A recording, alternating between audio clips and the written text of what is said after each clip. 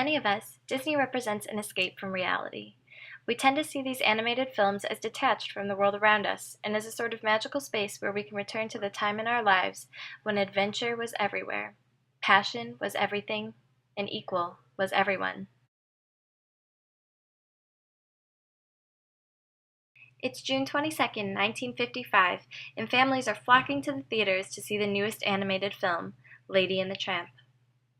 It's 1955, and the United States is just a decade past World War II. Anti-Asian sentiments still pervade common and popular culture.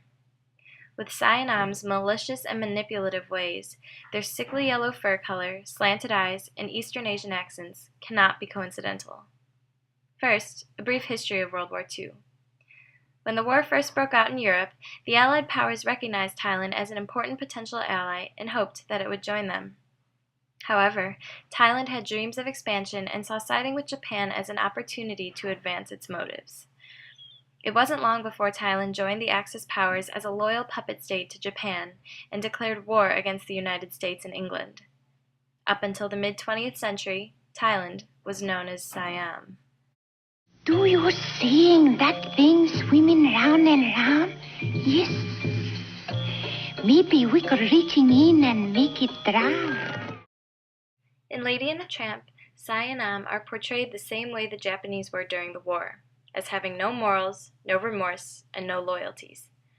Given the political climate at the time in America, having recently come out of war, it's clear that these two cats' characters were born from an enduring feeling of bitterness and resentment towards Asians. The 80s and 90s saw efforts from the United States and China to move past World War II and Cold War tensions. In many ways, the film Mulan reflects these efforts to forge a diplomatic relationship. This shift towards camaraderie is how a film comprised of all Asian characters was able to succeed in the mainstream and garner so much positive feedback. However, there are many aspects of Mulan that reflect the lasting ignorance about what it means to be Asian, and especially what it means to be Asian in America. The protagonists in Mulan are pale-skinned and speak with American accents, while the antagonists are dark-skinned and speak with foreign accents. This instantly associates goodness with whiteness and malice with Asianness, and reveals a deep-rooted bias against the proverbial other. Now take the jolly character of Tien Po. With his round physique and smiling face, he is clearly modeled after a laughing Buddha. Relax and chant with me. Namu Ami Tofu Da. Namu Ami Tofu Da. Feel better? Yeah. There's nothing inherently malicious about this, but Tien Po's portrayal perpetuates an image of an Asian person that is inaccurate and far from modern, which children are likely to appropriate into their mental representation of Asians.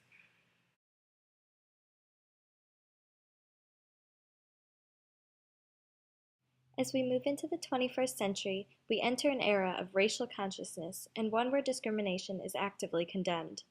When Up was released in 2009, all the attention was focused on the beautiful animation, whimsical plot, and touching development. Rarely was it mentioned that Russell, the main character, is Asian. Rather than dwelling on Russell's nationality, the filmmakers decided to approach it the same way the nationality of white characters is approached. They decided not to mention it at all. This allowed the boy's character to develop naturally without regards to ethnicity. This is a big step forward as it represents an acceptance of Asians into the mainstream as equals and an acknowledgement that Asians are not one-sided caricatures, but complex, multifaceted people. There's no tigers in South America. Zoology.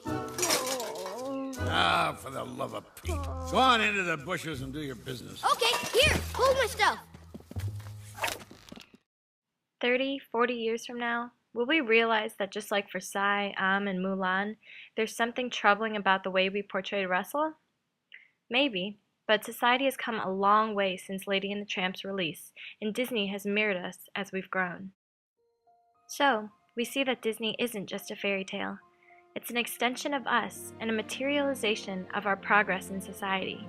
So while Disney's track record, our track record, isn't perfect, we have the ability to make it better.